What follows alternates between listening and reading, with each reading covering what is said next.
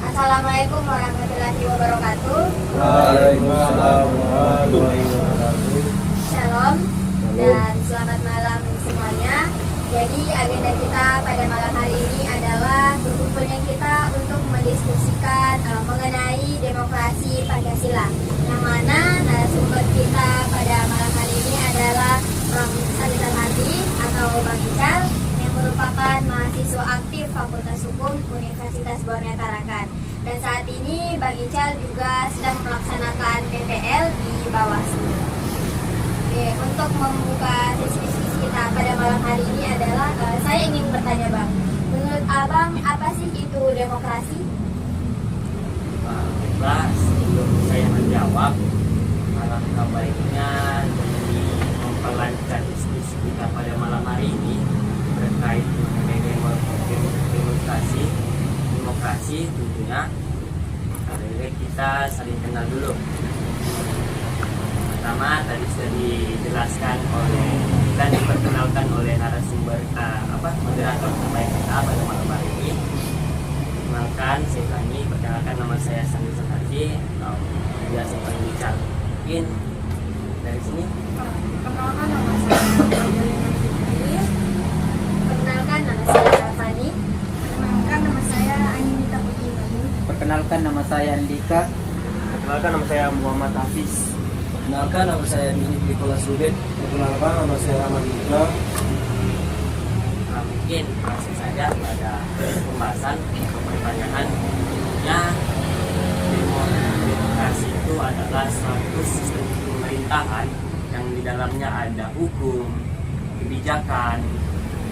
Dari hukum kebijakan yang dimana dalam suatu kepemimpinan dan usaha-usaha besar yang dilakukan oleh negara atau pemerintahan lain itu berdasarkan mayoritas dari suara daripada rakyat. Nah, kenapa demikian? Karena pemerintahan yang mengeluarkan keputusan penting baik secara langsung maupun tidak langsung itu tak lain dan tak bukan dari rakyat. Karena sistem demokrasi kita di Indonesia seperti itu, dari rakyat, oleh rakyat, dan untuk rakyat. Jadi kebebasan berpendapat, bersuara dari masyarakat tentunya dan dengan kebebasan itu sudah diatur dalam Undang-Undang RI pasal 28 dan 28E ayat 3 yang berbunyi setiap orang berhak atas kebebasan berserikat, berkumpul dan melakukan pendapat. Tentu kita tidak bisa heran mengingat di negara kita di Indonesia banyak ormas, organisasi masyarakat, organisasi mahasiswa seringkali melakukan unjuk rasa, aksi demonstrasi. Karena kenapa? Itu sistem pemerintahan kita, sistem negara kita, demokrasi. Kita heran dan juga itu sangat berbeda dengan negara-negara yang menganut sistem lain. Contohnya sistem komunis yang negara-negara lain. Nah itu ketika ada masyarakat yang melakukan pendapat tidak bisa. Nah itu perbedaannya. Itu. Kalau pertanyaan ada ditanyakan atau disampaikan. Jadi teman-teman itu adalah tadi penyampaian dari Bang Ical. Untuk teman-teman sekalian, apakah ada yang ingin menyatakan pendapat atau menambahkan mengenai demokrasi? Silahkan. Jadi saya ingin menambahkan yang seperti narasumber tadi telah jelaskan mengenai demokrasi. Jadi menurut saya demokrasi itu sebenarnya sudah banyak dilakukan oleh kita sejak dari masa sekolah SD, SMP atau SMA. Dengan mulainya pemilihan ketua OSIS ataupun sebagainya, dan sekarang pun kita sebagai mahasiswa mungkin akan banyak mengalami beberapa demokrasi yang akan berjalan, seperti halnya pemilihan ketua-ketua bidang dan sebagainya. Dan mungkin untuk kita sendiri demokrasi itu sangatlah penting. Jadi untuk selanjutnya lagi kita itu sebagai generasi muda harus paham betul mengenai demokrasi, karena negara kita itu negara demokrasi yang awal mulanya itu dari rakyat, untuk rakyat dan oleh rakyat. Jadi seperti itu.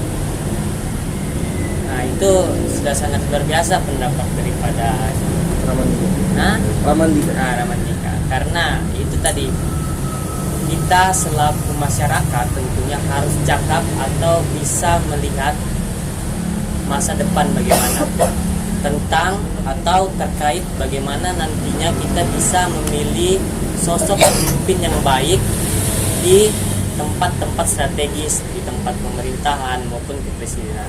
Karena kenapa? Karena memilih nakoda itu sangat penting. Dia akan bagaimana untuk membawa kepentingan rakyat, tidak hanya kepentingan pribadi. Nah, itu yang perlu kita pahami bersama. Karena suara Tuhan adalah suara rakyat. Nah, itu di daerah demokrasi. Itu kita harus pandai pilih sosok pemimpin. Karena rakyat di sini memiliki hak yang lebih besar memilih seorang pemimpin. Seperti itu ya.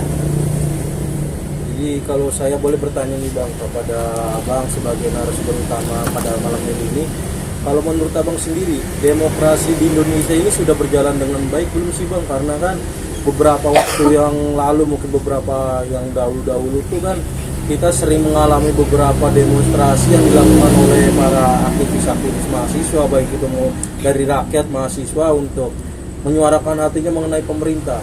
Apakah itu ada kaitannya dengan demokrasi kita saat ini Bang? Nah, tentu satu-satu yang pertama mengenai sudah betulkah demokrasi kita di Indonesia. Nah, menurut saya dari instansi milik negara yang telah diselenggarakan, penyelenggara mengenai pemilihan umum, mengenai pemilihan sistem kepemerintahan yang telah dilaksanakan itu sudah berjalan sebagaimana mestinya, sudah berjalan sesuai aturan atau regulasi-regulasi yang telah ada di Indonesia. Nah, mengenai yang kedua terkait demonstran, aksi mahasiswa ataupun masyarakat, nah itu tentu kita memiliki prosedur. Tapi yang kita lihati di media sosial atau di lingkungan kita, bagaimana seorang mahasiswa itu mengeluarkan pendapat aspirasinya untuk pemerintah, itu sesuatu hal yang wajar. Karena ketika ada keresahan di lingkungan masyarakat, ada suatu permasalahan di tengah-tengah masyarakat, bagaimana peran daripada mahasiswa atau peran masyarakat itu bisa meluruskan hal-hal yang tidak lurus. Tapi yang sangat disayangkan yang bisa kita lihat yaitu banyak suatu tindakan-tindakan anarkis dari oknum-oknum yang ada. Nah, itu mungkin bisa kita benahi ke depannya. Nah, mungkin seperti itu. Ada yang lain lagi yang ingin menambahkan atau menyatakan pendapat? Bertanya atau apa? Baik Bang, di sini saya mau menyatakan pendapat saya. Bagaimana tuh Bang? Kan kita kan ini seorang rakyat telah memilih pemimpin kita. Di mana pemimpin kita tuh sebelum naik menjadi seorang pemimpin, dia telah menyatakan sebuah perjanjian. Setelah menjadi seorang pemimpin, dia tidak mengabulkan sebuah perjanjian tersebut. Dan rakyat dan kita ini berharap bahwa perjanjian itu dilaksanakan untuk rakyat yang untuk rakyat yang yang di bawah ini, untuk rakyat seperti pembangunan jalan yang rusak kan Bang, sebelumnya telah dijanjikan ketika saya menjadi seorang pemimpin nanti, jalan ini saya akan perbaiki sesuai dengan janji saya. Tetapi ketika setelah naik menjadi seorang pemimpin, perintah itu dia tidak laksanakan Bang. Bagaimana pendapat dari Abang? Ya, itu kembali lagi yang tadi saya jelaskan, itu permasalahan janji politik suatu bakal calon yang akan memimpin dan sudah terpilih. Itu sebelum dia terpilih ada namanya deklarasi. setiap calon pemimpin yang akan terpilih. Nah, tentu di situ kita bisa melihat, tadi saya sempat katakan bagaimana kita selaku masyarakat bisa pandai memilih seorang pemimpin. Ya, jangan hanya kita melihat atau mendengar janji-janjinya, cuman kita bisa melihat latar belakangnya, kinerjanya, track recordnya, bagaimana dia sebelum-sebelumnya, apakah bisa dipercaya atau tidak, kan seperti itu. Nah, kita bisa melihat. Tapi ketika memang ada seorang pemimpin yang sudah terpilih, ketika ada memiliki janji politik kepada masyarakat, kita bisa menuntut itu kembali. Di mana suatu janji-janjinya yang kemarin. Contoh yang sekarang lagi hangat-hangatnya, khususnya di Kota Tarakan, itu di mana kita Universitas Murni Tarakan itu menuntut BEM Universitas Murni Tarakan bersama kalangan masyarakat itu menuntut terkait harga udang, kan seperti itu. Itu bahasanya di mana sempat pemimpin tersebut menjanjikan, tapi hingga saat ini belum ada yang terlihat. Dan situlah aksi demokrasi yang akan ditunjukkan, meminta pertanggungjawaban, meminta janji-janji yang telah disampaikan kepada masyarakat. Itu kembali lagi ke regulasi Undang-Undang Dasar NRI Republik Indonesia, NRI tahun 1945, pasal 28 dan 28E ayat 3 ayat tadi sempat saya sampaikan. Kita sudah dilindungi oleh undang-undang juga. Itu dia. Mungkin saya juga izin menambahkan seperti yang Ancal tadi jelaskan, bahwa seperti halnya banyak pejabat-pejabat yang ketika dia belum menjadi calon, masih menjadi calon itu masih banyak yang memberikan janji-janji kepada masyarakat. Dan mungkin kita sendiri kan banyak yang mengalami kecewa. Kenapa sih setelah dia jadi nggak pernah memberikan apa yang telah dia janjikan? Nah, mungkin sebagai kita masyarakat, alangkah baiknya ketika memang para pejabat atau para pemimpin-pemimpin kita melanggar janji-janjinya, mungkin alangkah lebih baiknya kita yang negara demokrasi mungkin atau mendemonstrasikan atau menagih janji tersebut dengan aturan-aturan yang telah ada, dengan cara tidak merusak fasilitas-fasilitas yang ada di sekitar kita, dan menyuarakan apa yang kita rasakan itu dengan cara yang baik dan benar yang sesuai dengan undang-undang kan telah diatur oleh undang-undang, bagaimana cara kita berdemonstrasi dan sebagainya. Itu mungkin sudah cukup jelas lah mengenai pendapat-pendapat masyarakat yang ada. Pemerintahan kan mungkin sudah luar biasa, atau ada pembahasan lain nih mengenai demokrasi. Ini sih Bang, saya kan pernah mendengar kata-kata demokrasi Pancasila, ya mungkin terdengar awam bagi kita nih Bang. Demokrasi Pancasila itu menurut pendapat Abang seperti apa sih Bang? Nah, baiklah. Ketika berbicara mengenai demokrasi Pancasila, nah, tentu kita pahami dulu demokrasi tadi kita sudah dapat titik temunya, dapat pengertiannya. Nah, dan juga Pancasila. Tentu Pancasila ini sebagai ideologi negara Indonesia, yang dimana suatu keseluruhan itu menjadi, yang dimana Pancasila ini hadir untuk mempersatu seluruh kesimpulan-kesimpulan yang ada, dan menjadikan itu. Jadi demokrasi Pancasila adalah merupakan demokrasi konstitusional dalam mekanisme kedaulatan rakyat. Lagi-lagi rakyat, lagi-lagi kita berbicara mengenai rakyat dalam penyelenggaraan negara dan penyelenggaraan pemerintahan. Nah, yang berdasarkan konstitusi itu Undang-Undang Dasar Negara Republik Indonesia. Jadi segala sesuatu telah diatur dalam regulasi Undang-Undang NRI 1945. Seperti itu ya, segala konsep pemilihan umum atau aksi demonstran itu telah diatur. Jadi seperti itu.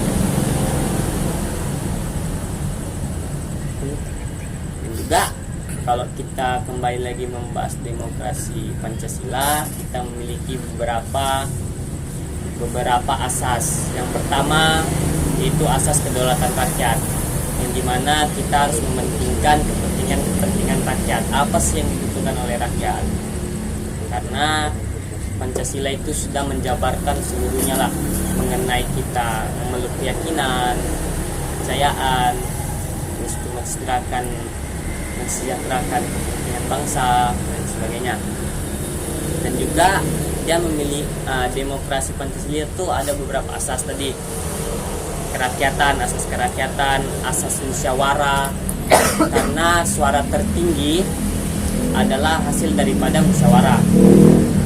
Kalau teman-teman pernah musyawarah besar pemilihan, itu musyawarah. Terus yang ketiga, asas penjaminan HAM, yang dimana kita bisa menjamin hak asasi manusia. Ya. Izin Bang, nama saya Rehan Dio Zakari. Saya ingin menanyakan tentang kan tadi Abang bilang ada yang suara paling banyak itulah hasil musyawarah Bang ya. Ya. Lalu bagaimana yang hasil votingnya itu sudah dimanipulasi Bang, sehingga lebih banyak suaranya dibanding suara yang asli? Itu ketika kita mengenai apa tadi? Suaranya itu Suara dimanipulasi yang gitu lah, Bang. dimanipulasi.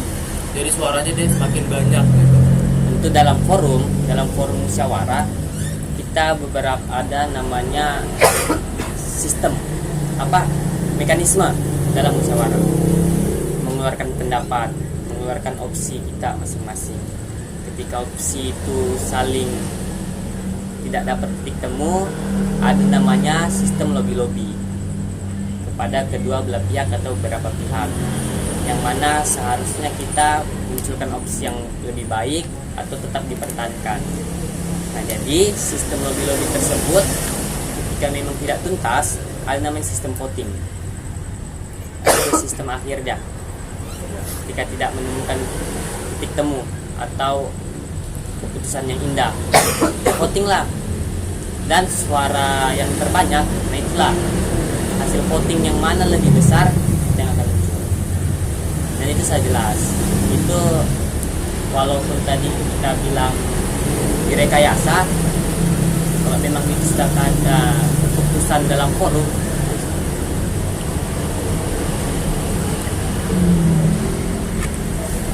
Ingin bertanya Bang mengenai demokrasi Pancasila. Ya.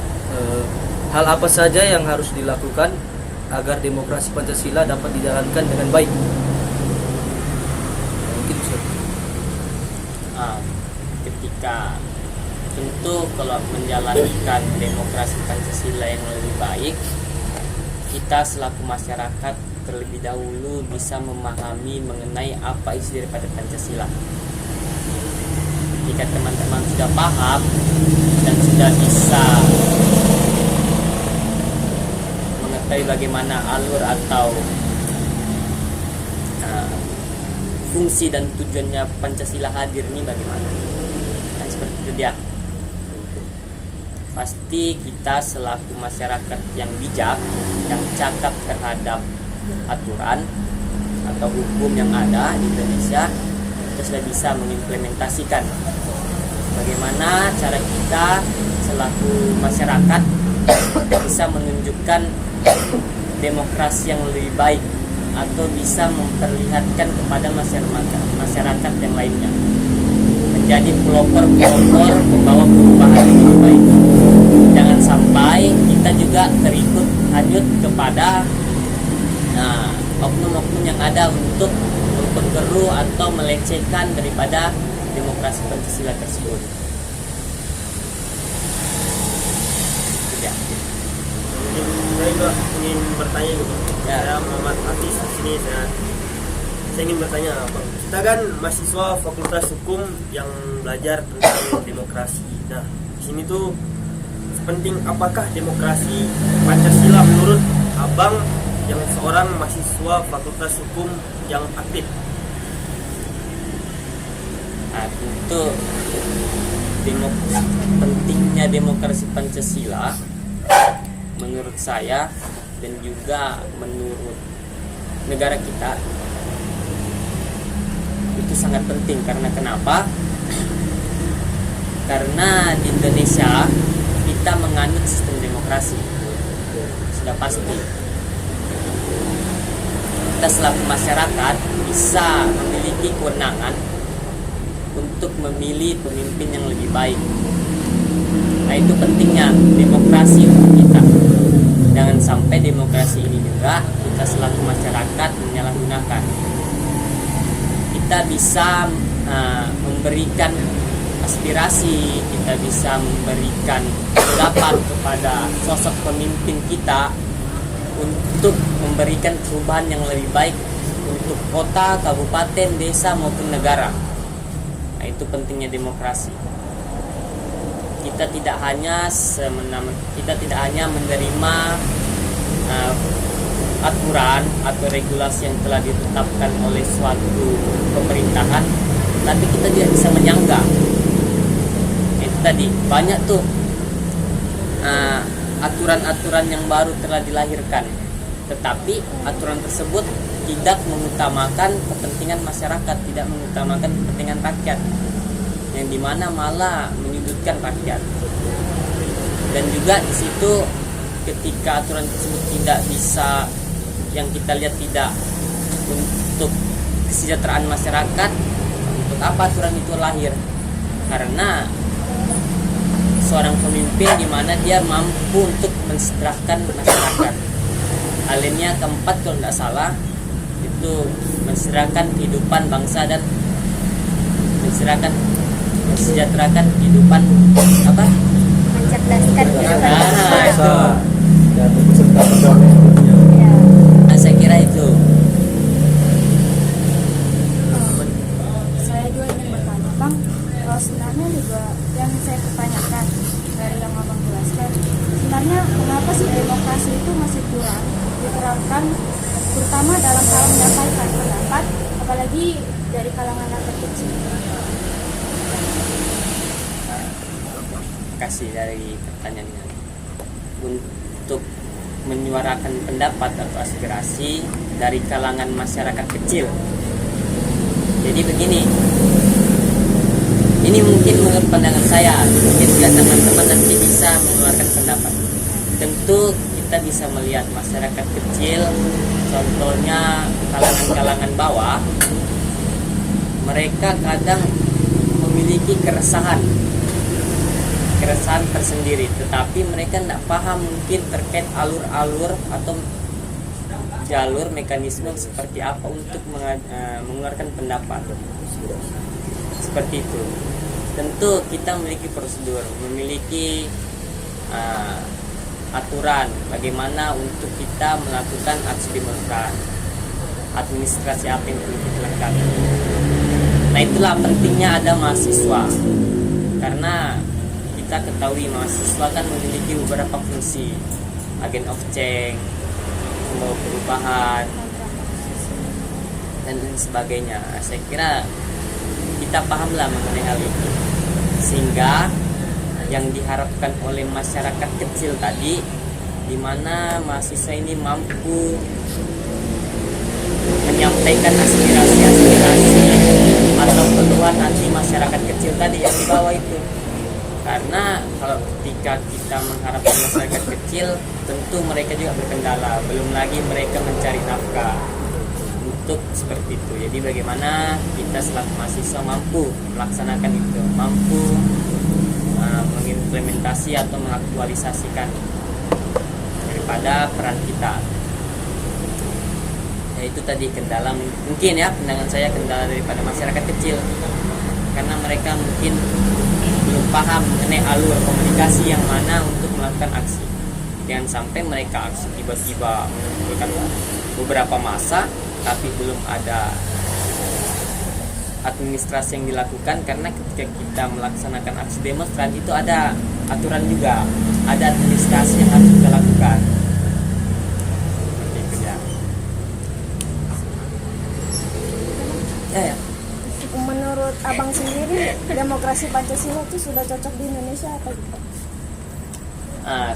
pandangan saya mengenai sudah cocokkah demokrasi Pancasila di Indonesia.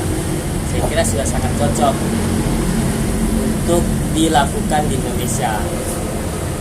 Tadi pembahasan sebelumnya. Tapi bagaimana sesosok pemimpin ini mampu untuk menjalankan tugas dan fungsinya lebih baik, yang lebih diutamakan. Menurut saya demokrasi di Indonesia, demokrasi Pancasila di Indonesia ini sudah berjalan sebagaimana mestinya. Tentunya APBMN itu sudah melakukan tugas dan fungsinya. Administrasi penyelenggara milik negara, contohnya KPU, Bawaslu. Bagaimana mereka melaksanakan, menyelenggarakan pemilihan umum, dan juga Bawaslu mengawas pemilihan umum dengan sebagaimana mestinya yang telah diatur oleh regulasi atau undang-undang yang berlaku.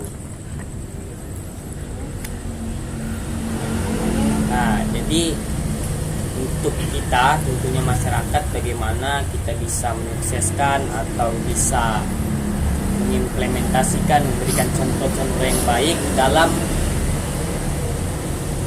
atau seperti apa kita melakukan demokrasi di Indonesia.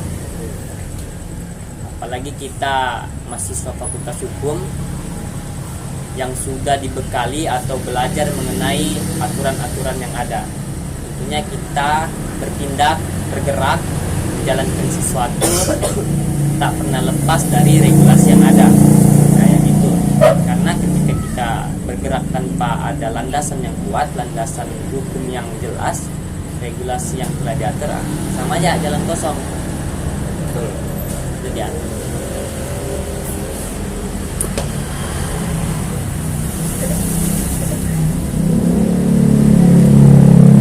Jadi dari diskusi yang kita lakukan, saya bisa menarik kesimpulan bahwa demokrasi Pancasila untuk diterapkan di negara kita itu sangat penting. Yang mana dari dulu kita sudah menerapkan demokrasi, itu adalah yang mana sistem pemerintahan suara terbanyak atau suara tertinggi itu dari rakyat. Demokrasi itu dari rakyat, oleh rakyat, dan untuk rakyat. Untuk demokrasi Pancasila sendiri, kita tahu bahwa Pancasila ini sudah mencerminkan mencerminkan aspek-aspek yang kita butuhkan dalam melaksanakan sistem pemerintahan, dimulai dari kebebasan untuk berpendapat, memilih keyakinan kita sendiri, dan juga melakukan musyawarah. Baik, sebelum saya tutup, saya ingin mengucapkan terima kasih banyak kepada Bang Ical sudah meluangkan waktunya untuk melakukan diskusi bersama kami. Kami mohon maaf jika selama diskusi ini ada kesalahan kata atau yang tidak mengenakan hati untuk Bang Ical. Saya mengucapkan permohonan maaf untuk mewakili kelompok kami. Baiklah teman-teman sekalian, kurang dan lebihnya mohon dimaafkan. Wassalamualaikum warahmatullahi wabarakatuh. Waalaikumsalam warahmatullahi wabarakatuh.